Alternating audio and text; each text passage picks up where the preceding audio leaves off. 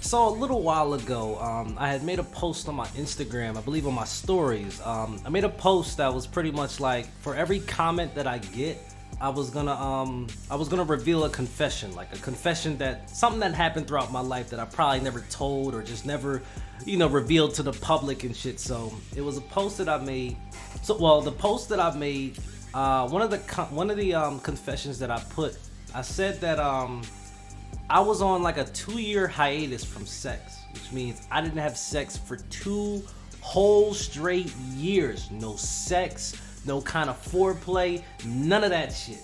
So when I revealed that, an old friend of mine had actually hit me up, and they were kind of like confused about like why did it feel like I was so pressed about not having sex for 2 straight years, like. Like sex is like you can kind of live without sex. People have declared to be celibate. So it's like you can live a successful and happy life without sex. So why do you feel like, why was sex so pressed for you to where you felt like it was a bad thing to go 2 straight years without it? So to finally shed some light on that topic, I feel like this means I have to kind of touch back on when I originally lost my virginity So I feel like I have to touch back on that to reveal how sex as a whole kind of affected me and kind of affected my mentality when it came to relationships. So touching back all the way when I first lost my virginity, I believe it was either March 22nd or March 23rd of, I believe, 2015. So when I was a freshman in high school. So mind you, I did not expect myself to ever I did not expect to lose my virginity at all. I was like, it was crazy because I had been saying for a long time, since like middle school, because I heard people talk about, them having sex during middle school and stuff. So every birthday that came when I was like, by the time I turned like 12, I said, this is going to be the birthday I'm going to lose my virginity. I'm going to have sex. I tried to speak it into existence and shit, but I was just like, it wasn't going to happen. It most likely wasn't going to happen. I was actually too nervous and afraid to even try to initiate trying to talk to somebody, and, it would be bizarre for me to be afraid to talk to somebody and then expect to have sex with them and shit. Like, that just wasn't realistic. So when I turned 13, I said, I'm a teenager now. This is the year that I should start having sex and shit. Just kept saying it into existence every birthday I had until I stopped saying it, and then it happened pretty much. So I was about 15 years old, freshman in high school. I was dating somebody for quite a while. We was together for about I believe 6 months, right? 6 months in total. But by the second month, because she wasn't a virgin herself and I was, so by the second month she was kind of already prepared for it, and it was me that was kind of like real hesitant for a second, because I felt like, this is my first time. Like I'm the guy, so I should be the one that's confident into doing it.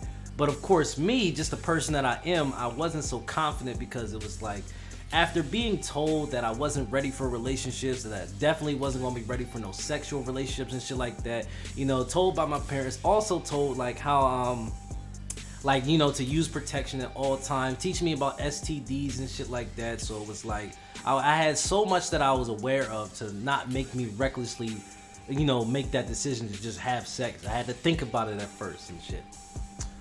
But long story short though, we ended up having sex. I got over that for the first time. Now when it happened, it was like, I was like, a normal man would be excited. They would be like, oh shit, I just had sex. Like, word, they telling everybody they know, they telling their bros and everything and shit.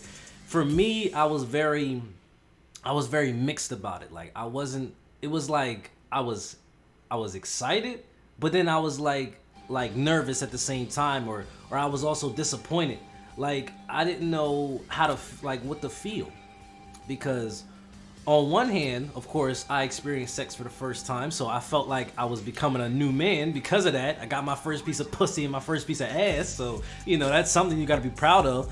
But at the same time, it was like, I felt like I went against my beliefs, of course, it's a sin to have sex before marriage, so not only that, also just everything my parents taught me about sex and stuff, using protection, watching out for STDs, also making sure that you don't get nobody pregnant and such things like that. So I felt like I went against my, my words or what I was taught, just in that one moment, because when I decided to have sex, I cut out everything that I was taught. Like, I felt like I was just going in blind, and just not caring for whatever else happens after this. But I'm just going to take this opportunity now, because I feel like if I don't, she's going to possibly just leave me and be with somebody else that's capable of doing it. I didn't want to let my insecurities interfere with the relationship and even the sexual parts of it too. So that was kind of initially how it started. It wasn't something exciting, but it was just like, it was very mixed. I was very mixed and nervous about it. But I did, of course, still tell some people and just, said, yeah, like I told them like what we did and how it happened and, how well I was doing and shit like that for my first time. But it was like, it was still a very mixed feeling about it. I was very nervous. And now to fast forward over to why it would affect me so strongly, why having a 2-year hiatus affected me so strongly was it was more so the fact, so I haven't been in a relationship since like 2017. After I graduated high school, I was in a relationship all through my high school year, all through my senior year of high school. And unfortunately, it was my fault. And it was pretty much my fault why we broke up. I'm not gonna get to it. I'm not gonna get into details about that. But it was ultimately my fault as to why the relationship came to a close. And it was more so like when the relationship ended, and when I started when I started feeling like getting this detachment of like someone that I was with for a while. Not only that, of course, just having a strong connection to just having a strong connection with somebody. It was like, now it was like, after that connection ended, it was like, how could you recover from that? It was my longest relationship. Not only that, it was like a lot of stuff that we've been through, a lot of stuff that, that was really impactful throughout both of our lives. So it was like, how do you go from that kind of relationship to no longer being in that relationship? And now it's like, you got to restart. You pretty much got to restart, and you got to find somebody new, got to find somebody to get attached with and shit like that. And not only that, because it was ultimately my fault why it ended, it made me develop one big ass insecurity, feeling like I couldn't talk to anybody else. I felt like I was in no right to even try to be with anybody, because I had good women throughout my life. I always try to say that every person that I was with, when we break up, saying, it was them, fuck them, they wasn't shit, they wasn't for me and shit like that, they fucked me over and everything. But ultimately, I had to look back at myself and realize it was ultimately my fault. It was ultimately my fault why, it was like, you gotta look at it as a cause and effect thing. Like, there was things that I caused that I wasn't accountable for, and as an effect, is pretty much what transpired throughout the relationship after what I caused. So when I did something bad or when I did something wrong and shit, and I didn't take accountability for it, it pretty much was the starting point of the falling point. It was the starting point of the falling off. So essentially, I had to look at that and realize, almost every relationship I've been in, at some point, I initiated the fall off.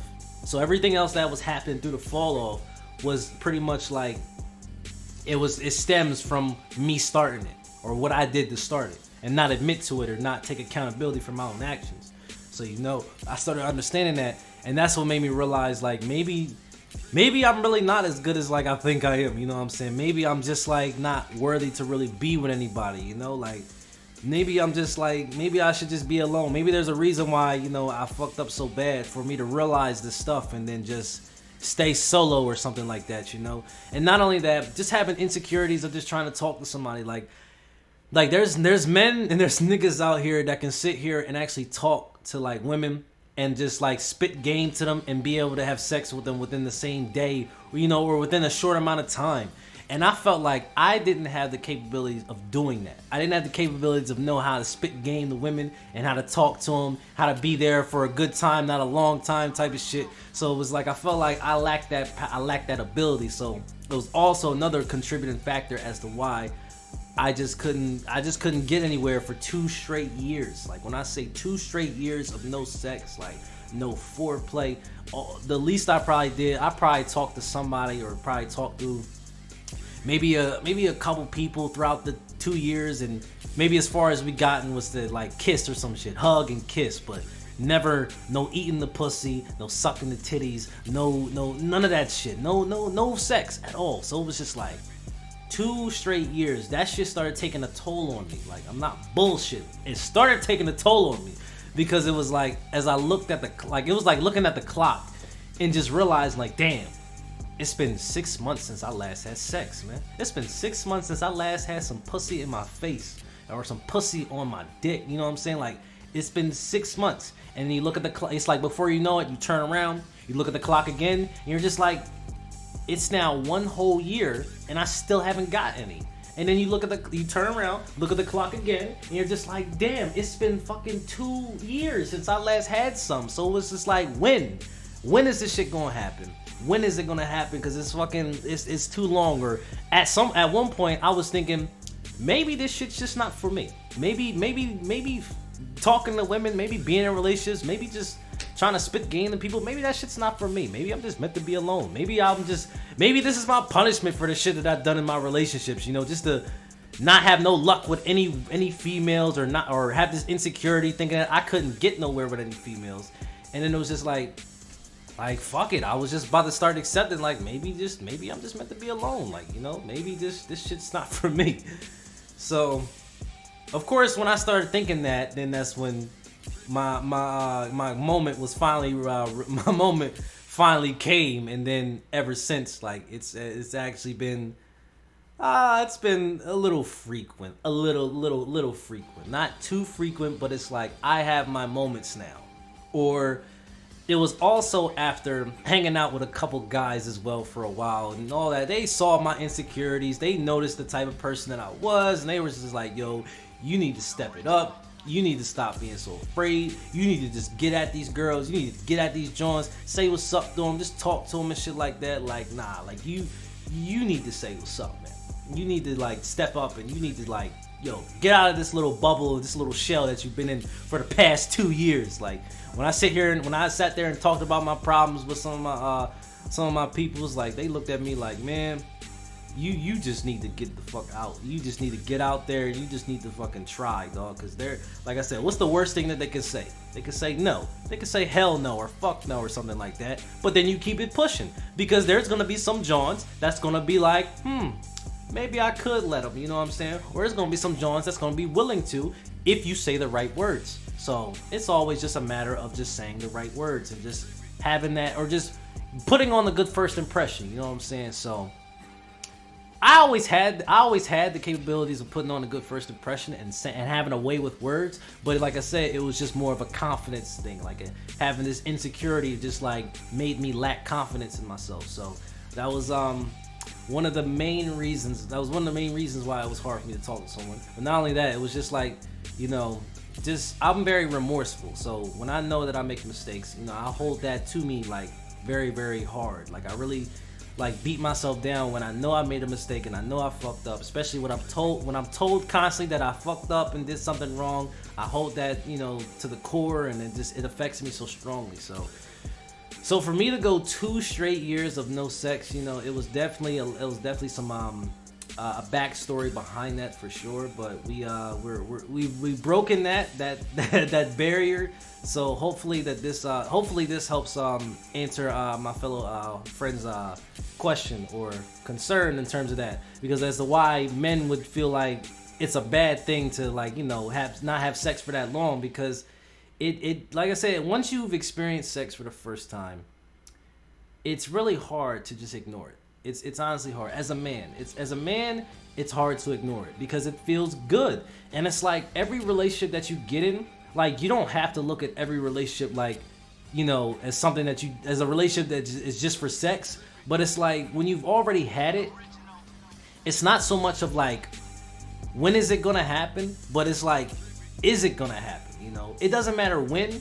It doesn't really matter because we've already had our experiences and shit. But it's like, is it gonna happen? And if it's like, if it's not gonna happen, then that's kind of like a problem. Even if we were to like initiate the moment, where maybe like if we just took some, maybe if we applied a little bit of pressure, not too much to where it feels like it's forced, but just apply a little pressure to be like, hey, like, you know, like it's okay, like it's cool, like women might think like you gotta wait a certain amount of time before you have sex with somebody and shit like that, but then it's just like, the longer you make me wait, it's like, that's where it becomes like a problem. Because say for instance, the last person I talked to or the last person I dealt with, we had sex within the first couple days of us meeting this shit. Now some people might think that's too fast, or she must be a hoe if she's having sex that fast. It's like, well, maybe you might have to look at it as, well, maybe she never had sex with somebody that fast before, so maybe this kind of relationship is different for you and her.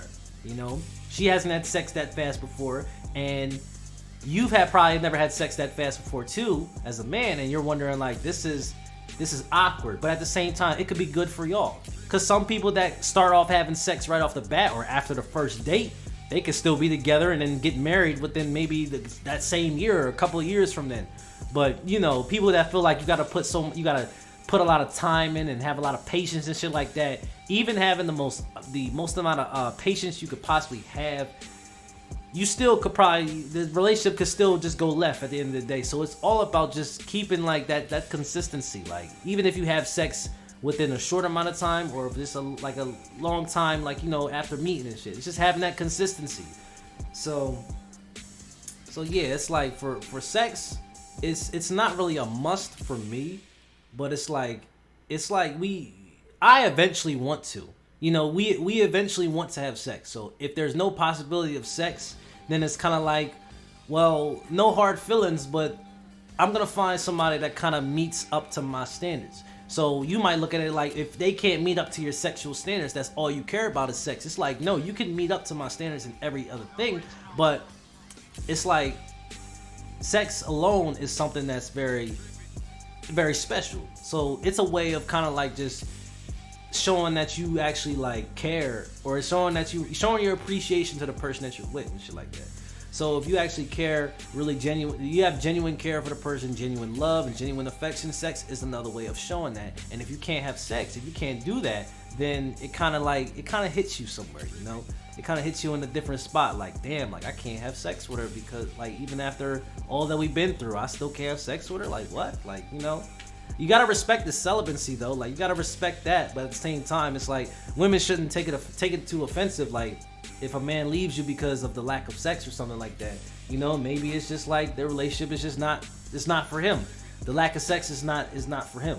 You know, sometimes they need it a little often, or just every once in a while or some shit like that, you know. But the lack of sex can definitely be a contributing factor to a relationship not working out. Don't look at it the wrong way, like all you care about is sex. It's just like, sex is a part of our daily lives now. Like, even though it's a sin, it's a part of our daily lives regardless of how we want to put it. So it's just a matter of you just having the discipline to know how to control yourself and know how to be patient, and to know, like, if you know that this is not going to go anywhere because of the lack of sex, don't sit there and try to like prolong it. Just admit to it, like, hey, I can't do this because, hey, you just not meeting up to my sexual needs and stuff. So it's no hard feelings. Just let them down easy. Don't let them be like, oh, the lack of sex is the reason why I'm leaving, because so fuck this and shit. I'm going to another woman that can have sex with me so soon and so often. It's just like, nah, don't look at it that way. But just be respectful about it at the same time. You should put that on the table, you know, within the first time y'all meet. Not the first time, but just within the early stages of y'all talking. You know what I'm saying? Just put that on the table and then just see where it goes from there. So, cheers to the first episode being premiered from your boy Steph J. Millz, talk show New Beginnings, for me, for you, and for all. A safe haven where the mind is free. This is where I talk about whatever's on my mind, or just expressing my opinions on certain topics. If you have a topic that you would like for me to turn into a video of any sort, you could definitely just leave in the comment section below, or you can definitely just hit that subscribe button to keep yourself updated for any future videos and stuff. So I hope y'all enjoyed the first video, and I'm definitely looking forward to seeing y'all in the next video, or just looking forward to seeing if you guys have any other topics you would like to hear me discuss. Thank y'all for tuning in. It's your boy Steph Millz, and I will see y'all on the next episode.